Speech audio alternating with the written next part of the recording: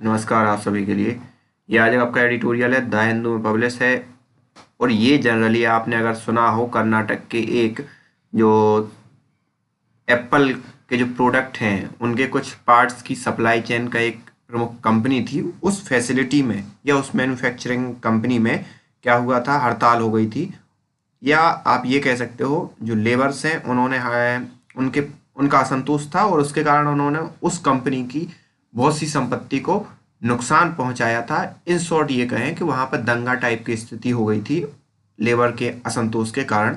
तो उसी चीज़ के बारे में ये बात कर रहे हैं। पी के आनंद जी ने इस एडिटोरियल को लिखा है और आपको ये एडिटोरियल जरूर देखना चाहिए, क्योंकि इस चीज़ों से आप ये समझ पाओगे कि आखिरकार वर्तमान इंडस्ट्रियल युग में क्या चीज़ें रन हो रही हैं लेबर को लेकर, या जो वो वहाँ पर काम करने वाले हैं उन लोगों को लेकर। तो चलिए बगैर देर करते हुए स्टार्ट करते हैं। चैनल को सब्सक्राइब ना किया हो तो please hit the subscribe button. The tight rope between the production industrial piece. Tight rope का मतलब होता है एक मध्य मार्ग या बीच का रास्ता। प्रोडक्शन मतलब जो प्रोडक्शन कर रही हैं वो, और जो इंडस्ट्रियल पीस है, इंडस्ट्रियल पीस मतलब उस पूरे के पूरे वातावरण में शांति का माहौल कैसे लाया जाए। क्यों इन्होंने ऐसे कहा, ये आप जब एडिटोरियल पढ़ोगे तो आपको चीज़ें अच्छे से समझ में आ रही होंगी।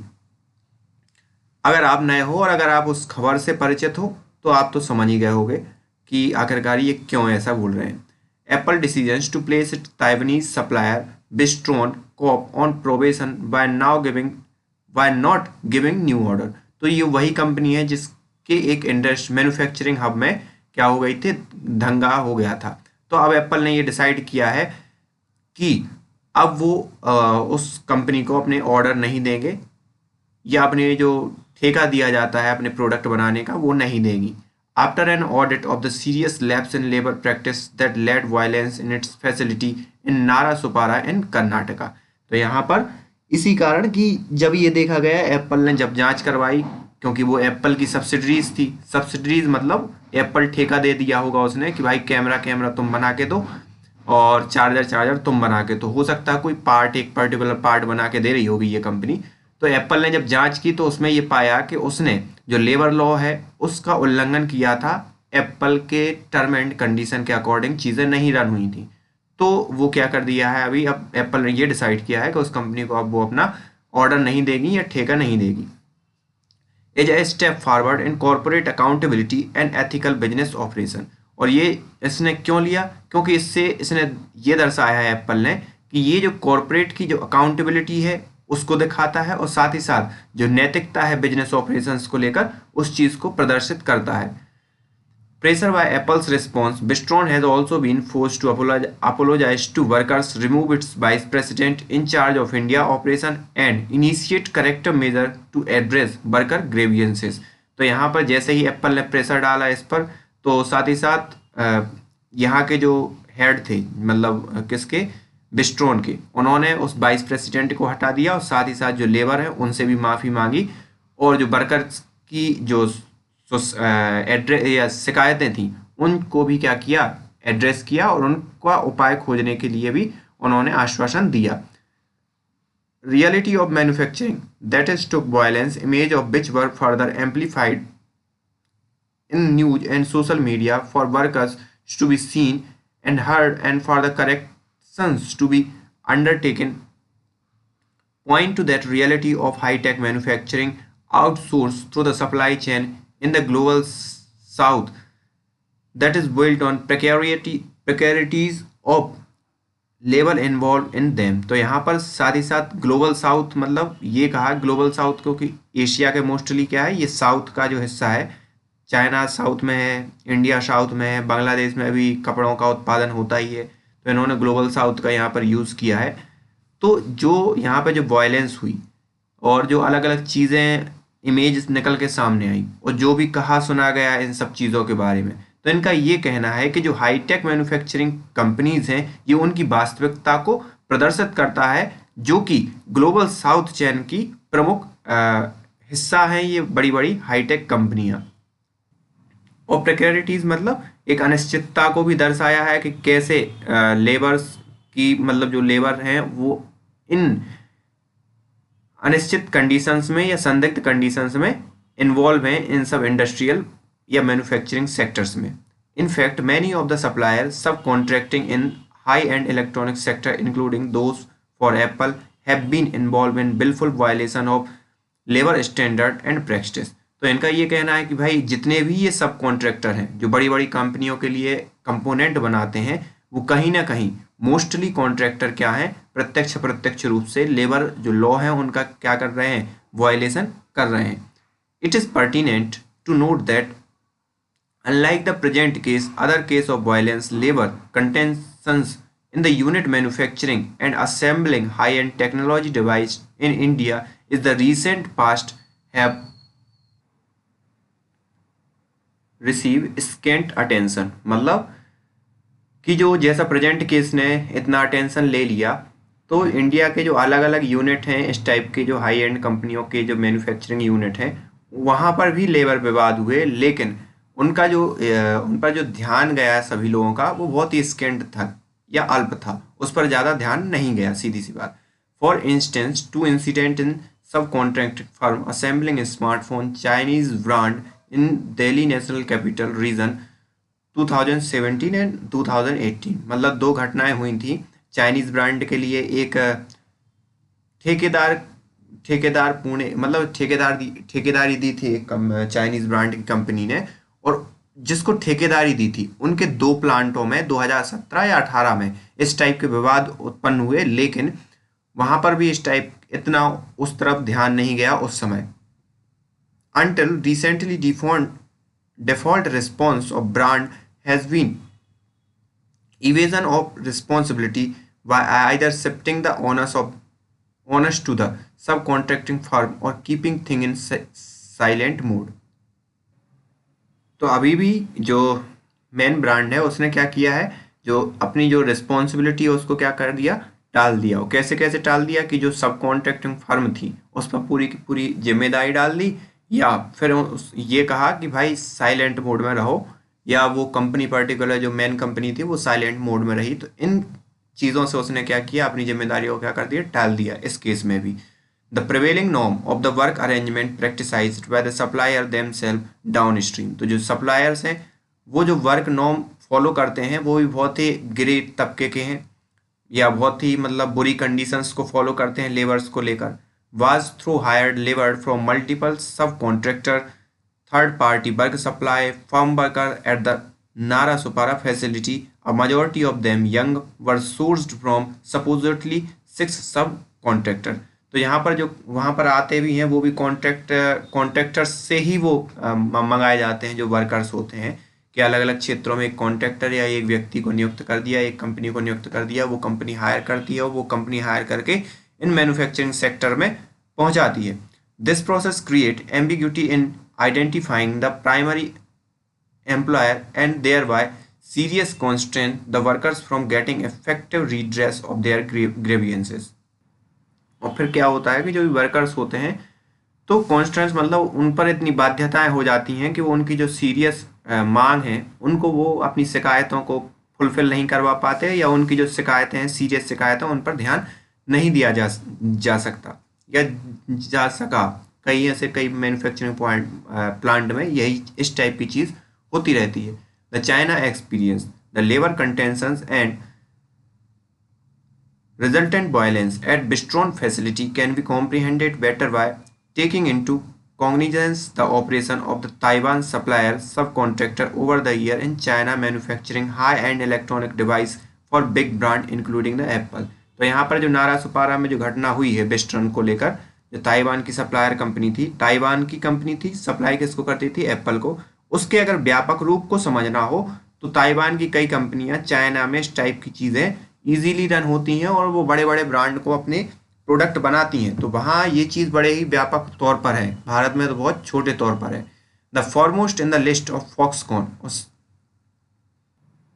तो इसमें सबसे महत्वपूर्ण बात, मतलब महत्वपूर्ण लिस्ट में सबसे आगे कौन है, फॉक्सकॉन. फॉक्सकॉन एक अमेरिकन कंपनी है और एप्पल के लिए प्रोडक्ट बनाती है, कई इलेक्ट्रॉनिक गैजेट बनाती है.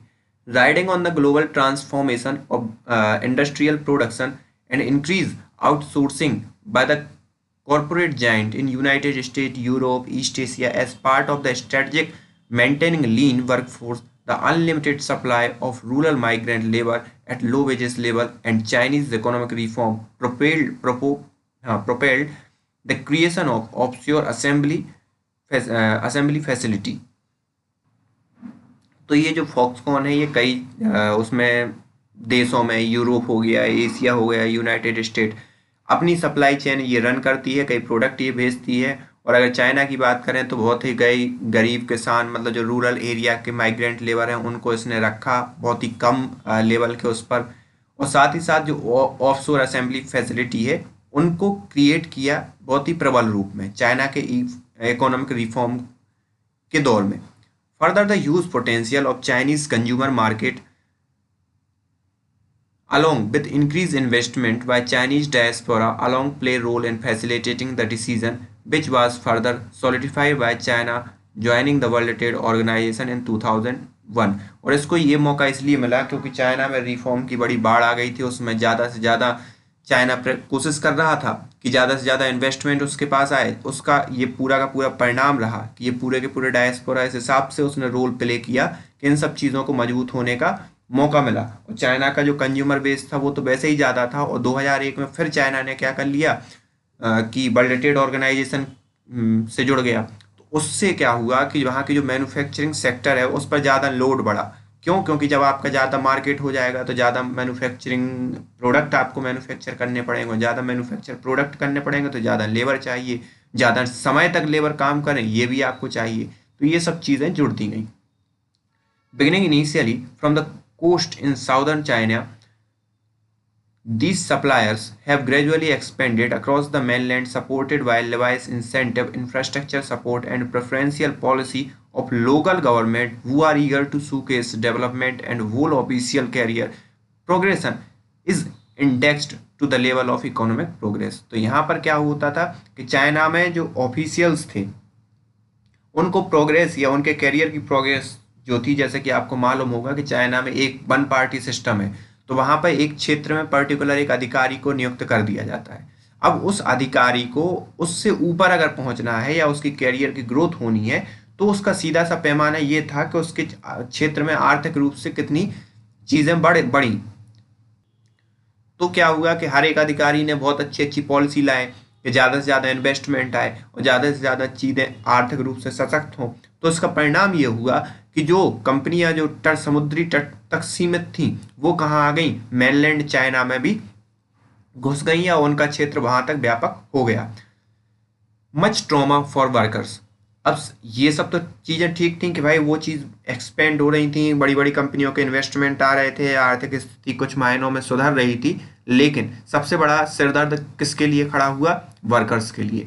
As Apple and other brands churn out smart devices at increased speed with tight timeline 24/7, the burden fell literally on the shoulder of workers employed in the supplier factories, forcing them to work under harsh conditions, doing overtime, long, tiring shifts without much break, and under constant disciplinary monitoring by supervisors। तो यहाँ पर जैसे जैसे जो बड़ी बड़ी कंपनियाँ एक से बढ़ के एक डिवाइस और एक फिक्स टाइम पीरियड के अंदर ला रही थी, तो लोगों को बड़ा अच्छा कि हाँ अब ये प्रोडक्ट आने वाला है, वो प्रोडक्ट आने वाला है, लेकिन बिहाइंड द सीन ये पूरा का पूरा वर्डन किस पर पड़ रहा था? अंतोगत्वा उन वर्कर्स पर। उन वर्कर्स को क्या 24/7 उनसे काम कराया जा रहा था, ज़्यादा उनको ना तो कोई ब्रेक ना कुछ, और बड़ी ही अंडर हार्श कंडीशन, मतलब बहुत ही बुरी कंडीशंस में उनसे काम कराया गया जा रहा है, जा रहा था, दोनों ही बातें सत्य हैं। विदाउट ज़्यादा उनको कोई ब्रेक नहीं, और कांस्टेंट एक अनुशासन पूर्व मॉनिटरिंग की जा रही थी एक सुपरवाइजर के थ्रू। तो ये निहायत ही आप समझ सकते हो कि वर्कर्स के लिए बहुत बुरी कंडीशन थी और है। The regimented work practice. Regimented work practice मतलब एक, समझ रहे हो आप, रेजिमेंटेड वर्क प्रैक्टिस की एक अनुशासनपूर्ण work practice on assembly line are matched by low pay and little or no social security, leading to strain and traumatic experience both physical and mental। तो यहाँ पर ये था कि काम तो उनसे इतने ताबड़तोड़ लिया जा रहा था, लेकिन उनको पैसा उस अमाउंट में नहीं मिल रहा था, और साथ ही साथ किसी भी प्रकार की सोशल सिक्योरिटी नहीं। सोशल सिक्योरिटी का इन द सेंस ये होता है कि मान लो जो आपके हर महीने के खर्चे हैं डिपेंड होते हैं आपकी सैलरी पर, और कंपनी आपका निर्धारण करे कि भाई अब हम आपको फायर कर देते हैं, हम आपको अपनी कंपनी से निकाल देंगे, तो आपके जो खर्चे हैं दूध वाले का, पानी वाले का, वॉट एवर काइंड ऑफ खर्चे यू पे हर महीने, तो उसमें क्या है, फिर तो वो खराब हो जाएंगी, मतलब वो पूरी की पूरी अस्थिरता आ जाएगी। तो इस प्रकार से सोशल सिक्योरिटी भी उनके पास नहीं थी और साथ ही साथ उनको कम पैसा भी दिया जा रहा था। In 2010, Foxconn was faced with a spate of suicide by workers। और फिर 2010 में क्या हुआ कि फॉक्सकॉन ने फेस किया कि बहुत सी सुसाइड होने लगी, वर्कर सुसाइड करने लगे। वो डायरेक्ट क्या वहाँ से छतों से कूद जाते थे across its facility in China, thus pressuring Apple to diversify its range of supplier. तो पहले जो फॉक्सकॉन को ही केंद्रित करके एप्पल क्या करती थी, अपने प्रोडक्ट मंगवाती थी या बनवाती थी। फिर उस इन सब चीज़ों ने जब सोसाइटी बढ़ी वर्कर्स की, तो एप्पल के ऊपर ये दबाव आया और उसने अपने जो सप्लायर हैं उनको क्या कर दिया, डाइवर्सिफाई किया। और यहाँ पर बायर नेटिंग मतलब बायर का जाल बिछा देना। Netting to the prevent worker from jumping off terrace is common sight in Chinese factory and industrial facility even today. और फिर क्या किया गया, जितनी भी मैन्युफैक्चरिंग वो थी वहाँ पर वायर लगा दिए गए, मतलब वायर की फेंसिंग कर दी गई कि कोई आदमी वहाँ से कूद कर जान ना दे पाए। और ये अभी भी वर्तमान में इसी टाइप की फेंसिंग वहाँ पर है। Another prevalent phenomena is that unpaid forced student internship to fill shortage and labour supply and offset cost. तो यहाँ पर जो कॉस्ट है उसको मेंटेन करने के लिए फिर क्या किया गया कि भाई जो आपने सुना होगा, जो जिन लोगों ने प्रोफेशनल डिग्री ली है एमबीए इंजीनियरिंग वगैरह की, तो उसमें क्या होता है, एक इंडस्ट्रियल ट्रेनिंग के नाम पर कॉलेज वाले ये कहते हैं कि आप भाई आपको डिग्री तभी मिलेगी जब आप एक इंडस्ट्रियल ट्रेनिंग करके आएंगे, 6 महीने 3 महीने, जो जैसा कॉलेज है उस हिसाब से। तो वहाँ पर इस चीज़ को प्रबल बनाया गया चाइना के अंदर कि स्टूडेंट पे थोपी गई ये चीज़ें कि आप इंडस्ट्रियल ट्रेनिंग करके आओ, इंडस्ट्रियल ट्रेनिंग करके आओ। तो स्टूडेंट फ्रॉम बैकेज, तो और इनका क्या है, पैसा भी नहीं दिया जाता था उनके लिए। तो इससे क्या होता था कि जो लेबर है, लेबर की क्या शॉर्टफॉल भी फुलफिल हो रही थी और उनको पैसा भी नहीं देना पड़ रहा था। Student from vocational education institute are compulsory to employed and subjected to the same exploitative condition as worker. और यहाँ पर जैसे ही वो वहाँ पर ट्रेनिंग करने जाते थे तो कंडीशंस तो वही रहती थी जैसी वर्कर्स के लिए रहती हैं, तो उस टाइप की चीज़ भी उन्हें झेलनी पड़ी और कंपनी के लिए उसको पैसा भी नहीं देना पड़ता था। तो ये सब चीज़ें भी वहाँ हुई। Since they are not legally classified as worker, there are no obligations to offer social protection। और यहाँ पर वो स्टूडेंट के नाम पे आते थे ना कि वर्कर्स के नाम पे। तो सीधी सी बात है, जो गवर्नमेंट की पॉलिसी रहती है वर्कर्स के नाम पे, वो उनको लाभ भी नहीं देना पड़ता था कंपनियों को। The supply of student workers is encouraged by the local government since they are dependent on the supplier support for resource due to the Chinese skewed tax and revenue structure favouring the central government. और जब China का जो tax structure आया तो उसमें ये था कि अगर आप वर्कर्स को कर रहे हो तो टैक्स देना और ये सब चीज़ें सेंट्रल गवर्नमेंट को टैक्स देने पड़ेंगे। तो उन्होंने क्या किया, इस चीज़ को और प्रबल किया, क्योंकि इन सब चीज़ों से वो स्टूडेंट को ज़्यादा फोर्स आउट करके इन सब चीज़ों से बच जाते थे। क्यों? क्योंकि वो वर्कर्स में काउंट नहीं होते थे और जितने भी ऑब्लिगेशंस होते थे सेंट्रल गवर्नमेंट के उससे भी वो बच जाते थे। Thus, the local government are constrained and limited in employing any effective supervisory mechanism or labor law compliance measure। तो इस हिसाब से फिर क्या हुई, लोकल गवर्नमेंट ने वो क्या हुई कि उसने किसी भी प्रकार की, मतलब वो बाध्य भी हो गई या लिमिटेड भी हो गई लोकल गवर्नमेंट खुद के हितों को ध्यान में रखते हुए, और उसने जो लेबर हैं या जो नौकरी करने वाले लोग हैं उनके हितों के बारे में किसी भी प्रकार से ध्यान नहीं दिया। और उसका परिणाम ये कई जगह आपने फॉक्सकैन और कई उदाहरण आपने देख ही लिए। सेफ गार्ड वर्सेज इन्वेस्टमेंट, अब की लेबर की सेफ गार्ड भी हो, साथ ही साथ इन्वेस्टमेंट भी प्रॉपर बना रहे, इसके लिए बिटवीन क्या मध्य मार्ग है, जैसा कि इन्होंने अपने टाइटल में कहा था। तो वही देखते हैं that many of these exploitative labour practice and violation of the safe guard could be carried over when these facilities move into the Indian terrain is illustrated by the occurrence in the Western facility। तो यहाँ पर बहुत से exploitative labour practice जो है और जो violation किया है लेबर लॉ का, वो सब उजागर हुई हैं, जैसा कि अभी आपने रिसेंटली बिस्टर्न फैसिलिटी में देखा। In fact, when they combine with precarities already embedded in India's manufacturing sector, the consequences of debilitating for the labor। और यहाँ पर अनिश्चितता को और जोड़ दिया जाए तो वो इंडिया के मैन्युफैक्चरिंग सेक्टर्स को मतलब प्रदर्शित करती हैं, और इससे जो लेबर्स की जो कंडीशन है वो और बुरी होती चली जाती है। This become all more pertinent in the backdrop of increasing keenness of governments India to attract Taiwanese investment. और ये देखना और प्रमुख हो जाता है किस परिदृश्य में, कि जब गवर्नमेंट ये कोशिश कर रही हो कि ताइवान का इन्वेस्टमेंट ज़्यादा से ज़्यादा इंडिया के अंदर आए। However given the weak legal regulator labor architecture and capacity comprehensive supervision and control of the foreign investment enterprises look a bridge too far। तो अभी तक तो यही ब्रिज दिखाई दे रहा है कि आप इन्वेस्टमेंट तो मंगा रहे हो, लेकिन आपकी जो weak legal regulatory labour system है उसको आप क्या करो, सदृढ़ करो, जिससे क्या हो, चीज़ें नॉर्मल हो, चीज़ें हमारे हाथ में रहें और वर्कर्स के हित में रहें। The passing of the new labour law, लेकिन इनका ये कहना है कि अभी तक इस टाइप की चीज़ दिखाई नहीं देती। क्यों नहीं दिखाई देती? क्योंकि the passing of the new labour law code further Erode existing modicum of, modicum मतलब होती है एक सूक्ति, एक ऐसा नियम या एक ऐसा कानून जो लेबर को अभी तक प्रोटेक्शन करता था। उसने क्या किया है, वो जो नए लेबर लॉ लाए गए हैं उससे इन जो लेबर हैं, लेबर को हिंदी में क्या बोलेंगे, नौकर ही बोलेंगे, क्या बोलेंगे, मजदूर हैं, उनके जो प्रोटेक्शंस मतलब उनके जो अधिकारों के प्रोटेक्शंस हैं उसको क्या कर दिया गया है, नरम कर दिया गया है। मतलब सीधी सी बात है, लेबर के अधिकारों को कम कर दिया गया है कई मायनों में। The fear of the fight of capital coupled with weak state capacity in supervision make state administration reluctant to step in unless things escalate। तो यहाँ पर सीधी सी बात है, इन सब चीज़ों को देखकर यही ध्यान जाता है या यही लगता है कि स्टेट इन सब चीज़ों के बारे में या लेबर लॉ या लेबर के अधिकारों के बारे में जागरूक तब तक नहीं होगा जब तक कि चीज़ें बाहर निकलकर सामने नहीं आएंगी इस हिसाब से, जैसे कि वेस्टर्न में फैसिलिटी में हुआ कर्नाटक के अंदर।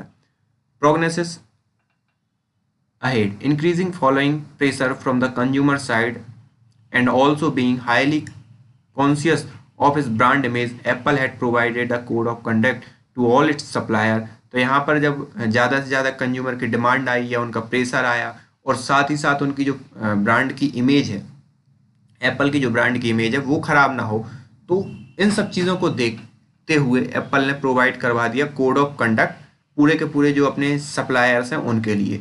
Seeking to monitor and audit compliance of labour standard and safeguard, और उसमें ये निर्धारित किया कि आप जो लेबर लॉ है उनको फॉलो करें या लेबर की कंडीशंस या शिकायतों को ध्यान में रखें। वो एक पूरा प्रोफार्मा होगा। However, as demonstrated through the latest incident, there has been no strict adherence to this effect, thereby pointing to tough balance that need to be maintained between fulfilling the production target and ensuring the industrial peace। तो यहाँ पर अभी उन्होंने code of conduct तो जारी कर दिया है, लेकिन मैनी ऑफ सप्लायर या बहुत से सप्लायर ही उस चीज़ को फॉलो नहीं कर रहा है। क्यों फॉलो नहीं कर रहा है? क्योंकि उन्हें मेंटेन करना है जितनी रिक्वायरमेंट आ रही है कंज्यूमर साइड से कि भाई इतनी प्रोडक्शन करके आप दो, और साथ ही साथ वो इंडस्ट्रियल पीस को भी मेंटेन रखना है। तो इनका ये कहना है कि एक बैलेंस की ज़रूरत है कि इन दोनों को मेंटेन किया जा सके।